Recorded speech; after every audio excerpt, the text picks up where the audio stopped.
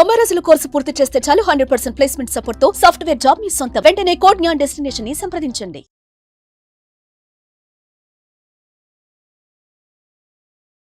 నమస్కారం ప్రియా చౌదరి గారు. నమస్తే అమ్మా. భార్యాభర్తల మధ్య వారి వారి కుటుంబాలు, తల్లిదండ్రులు ఇన్వాల్వ్మెంట్ ఎంతవరకు ఉండాలి, ఎంతవరకు ఉండకూడదండి? అవసరమైనంత. ఎందుకు ఉండకూడదు? అనవసరమైనంత. అంతే కదా. ఇప్పుడు ఏదైనా ఉప్పులో కూర కారం ఎంత వేస్తాం? ఎంత ఉంటుందో క్వాంటిటీ అంతే వేస్తాం. అంతే. అలాగే ప్రమేయం అనేది కూడా వీళ్ళకి సంబంధించిందా కాదా? బౌండరీస్ కూడా సెట్ ఉంటాయి, ఖచ్చితంగా ఉంటాయి. అవి ఎంతవరకు అవసరం ఉంటుంది? బాగా నేను అత్తగారిని కాబట్టి నాకు అన్నీ తెలియాలి, మా కోడలు ఎక్కడికి వెళ్ళిందో తెలియాలి, ఏ జాకెట్ వేసుకుంటుందో తెలియాలి, ఏ చీర వేసుకుంటుందో తెలియదు, ఏ వాచ్ పెట్టుకుంటుందో తెలియాలి, లేకపోతే ఇంకా ఏ పుట్టింటికి ఏం పంపిస్తుందో తెలియాలి. ఇవన్నీ నీకు తెలియాల్సిన అవసరం లేదు. ఎందుకంటే నువ్వు ఇవాళ కోడలుగా నువ్వు వచ్చినప్పుడు కొత్తల్లో నీ పుట్టింటికి నీ ఏ ఆకాంక్షలు ఉన్నాయో ఇవాళ నీ కోడలికి అవే ఉన్నాయి.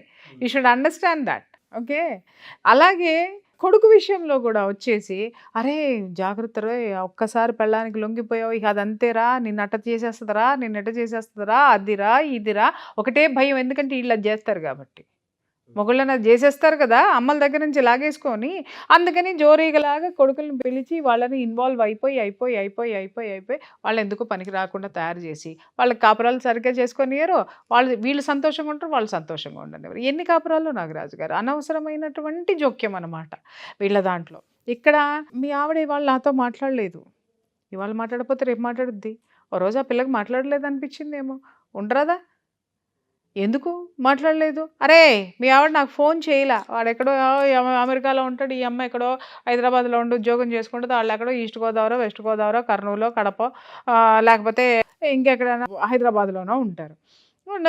ఈ ఎమ్మటే ఫోన్ చేసి, ఏంటోరా మీ ఆవిడ 2 రోజుల నుంచి ఫోన్ చేయట్లేదు, ఏమైందో ఏమో మాకేం తెలుసు అని అనగానే వాడికి సర్రమంటది. మా అమ్మకి ఫోన్ చేయదా అని అనగానే, ఏమోరా 2 రోజుల నుంచి ఫోన్ చేయలేదు, ఏమైందో కనుక్కో అంటే ప్రేమ ఏర్పడుతుంది. వీళ్ళు సర్కాస్టిక్గా మాట్లాడతారనమాట. ఏమోరా నాయన మీ పెళ్ళ మీ ఆవిడకో దండ నీకో దండ, మాట్లాడితేనేమో ఓ మాట్లాడుతుంది, మాట్లాడకపోతే లేదు అని అనగానే వాడికి కోపం, వాడికి ఈగో, వాడికి ఇది. అర్రే మా అమ్మ నాన్న అంటే లెక్కలేదా? ఎప్పుడు చేసినా ఎంగేజ్ రా బాబు, ఎప్పుడు చేసినా ఆ పుట్టింటితోటే మాట్లాడుకుంటుంది అనుకుంటా, మరి అయ్యం ఫోన్లో ఏం కథో అన్నా చాలు ఇక కయ్యమని విడిపోయి భార్య మీద పడిపోతాడు.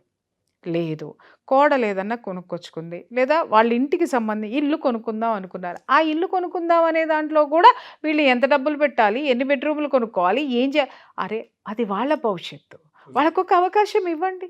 మీది అయిపోయింది కదా, మీ జీవితం అయిపోయింది, మీకు నిర్ణయాలు తీసుకున్నారు, మీ నిర్ణయాలు తీసుకున్నారు, మీరు జీవితం అనుభవించేశారు, మీ బిడ్డలకు పెళ్ళిళ్ళు చేసేసి ఒక స్థితికి వెళ్ళిపోయిన తర్వాత వాళ్ళ సంపాదనకి ఒక స్థితికి వెళ్ళిపోయిన తర్వాత ఊరుకోండి. ఇంకొకటి కూడా ఏంటంటే, కొంతమంది పేరెంట్స్ ఉంటారు ఏంటి అని అంటే, వాళ్ళకి ఇల్లు వెతికి పెట్టాలి, ఇల్లు కొని పెట్టాలి అని అంటే కూడా స్పూన్ దగ్గర నుంచి వీళ్ళ పర్మిషన్ ఉండాలి. వీళ్ళు ఎందుకంటే డబ్బులు ఇస్తున్నారండి. అరే నువ్వు డబ్బులు ఇస్తున్నావా, పర్మిషన్ ఇస్తున్నావా, ఏది తీసుకోవాలా? నీవు డబ్బులతో పాటు పర్మిషన్లు కూడా తీసుకోవాలి. ఏమనిపిస్తుంది? వాళ్ళకి తృప్తి ఉండదు. వీళ్ళు డబ్బులు ఇచ్చినా కూడా ప్రతి దాంట్లో వేలు పెట్టేసి, అర్రే అమ్మో అంత కాస్ట్లో ఎందుకు వెళ్తున్నారు అనో, లేకపోతే నేను ఆ రోజునే చెప్పా అంత చీప్ వద్దనో, లేకపోతే ఇంకేదన్నానో దాంట్లో ఏ పిన్ను ఎటువైపు కొట్టాలి, ఏ గోడకి ఏ మేఘ ఎక్కడ పెట్టాలి, ఏ డోర్ పెట్టాలి, బాత్రూమ్ డోరు ఉంచాలా తీయాలా, లేకపోతే కిచెన్లో గరిటెలు పెట్టాలా, చాకులు ఎటువైపు పెట్టాలి, లేకపోతే ఇంకోటి ఎందుకు అనంటే వాళ్ళు డబ్బులు ఇస్తున్నారు కాబట్టి. ఇక ప్రాణం చచ్చిపోతుంది. ఎందుకంటే ఆ కొంపను వదిలేసేసి ఎక్కడన్నా రెంట్కుంటే హాయిగా ఉంటుంది కదా, నెలకు ఒకసారి ఓనర్ కనిపిస్తాడు. కానీ ఇక్కడ కొనిచ్చిన ఓనరు నిమిషానికి కనపడతా ఉంటాడు, నిమిషానికి ఏదో ఒకటి చెప్తూ ఉంటాడు. రెంట్ ఓనర్ కంటే కూడా కొనిచ్చిన వాళ్ళు మరి అతి భయంకరమైనటువంటి రెస్ట్రిక్షన్స్ ఉంటాయన్నమాట, ఇంటి మీద కానీ దేని మీద అయినా కానీ. అతి జోక్యం అనేది కరెక్ట్ కాదు నాగరాజు గారు. అట్లాగే కోడలు పుట్టింటికి వెళ్ళాలి అని అంటే ఇంట్లో ఉన్నటువంటి అందరికీ చెప్పాలి. ఆడపడుచుల దగ్గర నుంచి, బావగారుల దగ్గర నుంచి, మరుదుల దగ్గర నుంచి, అలా ఎవరావిడ ఎవరింటికి వెళ్తుంది, ఎవరికి చెప్పాలి? సరే అత్తమామలు ఇంట్లో ఉన్నారంటే చెప్పాలి, తప్పదు.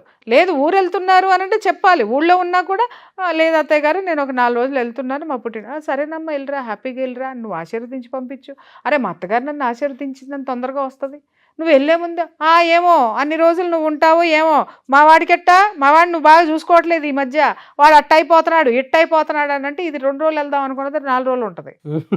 ఎందుకంటే ఇక్కడ అలుగు వచ్చింది కదా, సావండి మీ సావు మీరు సావండి, నేను ఎంత చూసినా మీకు అసలు తృప్తే లేదు కదా అని చెప్పేసి. అదొకటి.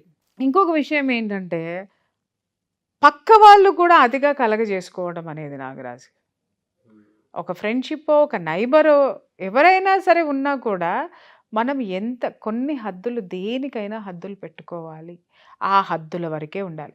వాళ్ళు మొత్తం వచ్చి మనకు వచ్చి చెప్పారు అనుకుందాం, వాళ్ళ ఇంట్లో విషయాలు ఏదన్నా చెప్పారు అనుకుందాం, విని వదిలేయండి.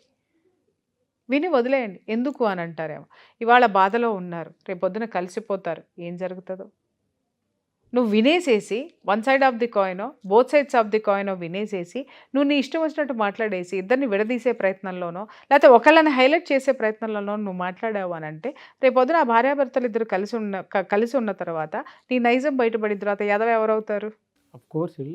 కదా. ఇలా చాలామంది విషయాల్లో జరిగింది నాగరాజ్.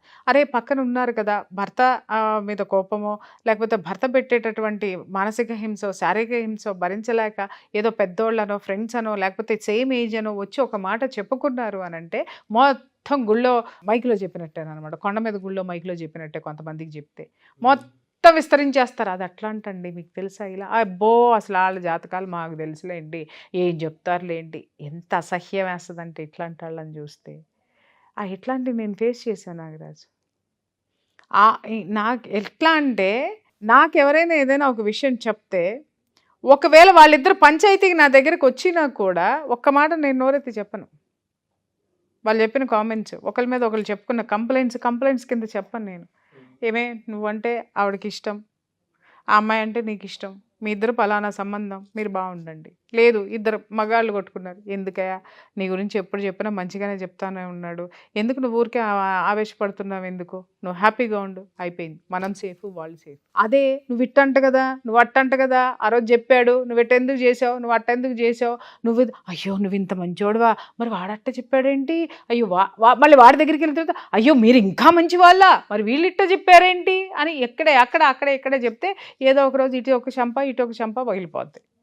పగులుతుంది, డెఫినెట్గా పగులుతుంది. అది సంవత్సరం కావచ్చు, 10 ఏళ్ళు కావచ్చు, 20 ఏళ్ళు కావచ్చు. అనవసరంగా ఎవరి విషయంలో ఎవరైనా జోక్యం చేసుకోవద్దు. జోక్యం చేసుకుంటే ఇక్కడ ఏమవుతుందనంటే, ఒకటి ప్రశాంతత అనేది ఉండదు, ఒకటి మన మీద ఎదుటి వాళ్ళకి విలువ ఉండదు.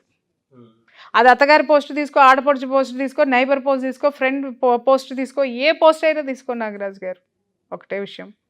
నువ్వు ఏదన్నా వచ్చి ఆఫీస్లో ఏదన్నా సలహా నన్ను వచ్చి అడిగావు అనుకో, నేను చెప్పి పంపించాను అని అంటే ఇంకొకసారి నా దగ్గరికి రావడానికి నీకు ఒక గౌరవం ఉంటుంది.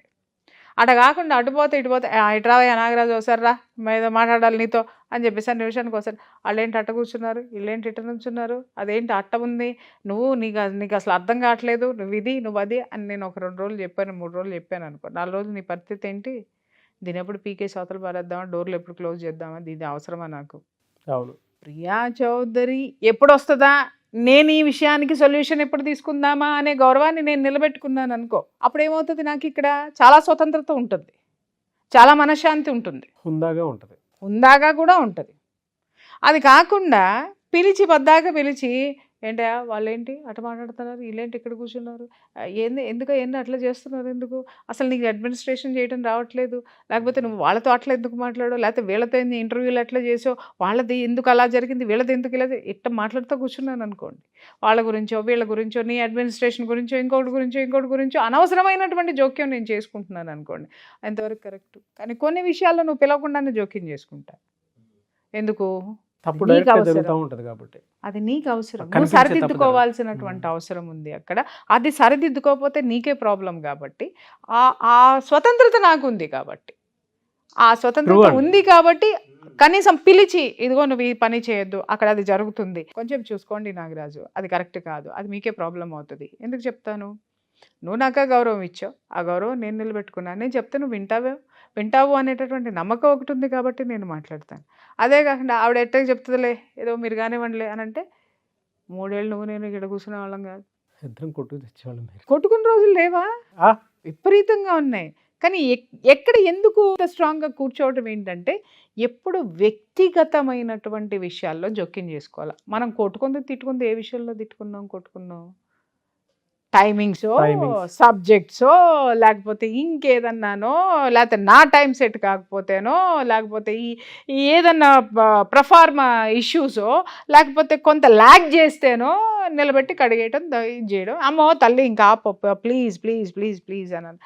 ఎక్కువసార్లు మాట్లాడుతున్నాడు ఇంకొకసారి నన్ను పిలవమాకండి అని వెళ్ళంగానే మళ్ళీ వచ్చేసి అమ్మ మేడం కోపం తగ్గిందా లేదా ఒకసారి కనుక్కో, ఎందుకన్నా మంచిది అటు పోతున్నా ఒకసారి ఇంటికి వెళ్ళేసి వస్తానులే అని చెప్పు. ఎవరు చెప్పమాక చెప్తే మళ్ళీ ఇంటికి తాళం పెట్టి వెళ్తుంది ఉండమని చెప్పు. ఎందుకు వెళ్తావు? ఇవే నిజాలు. ఎందుకు వస్తావు?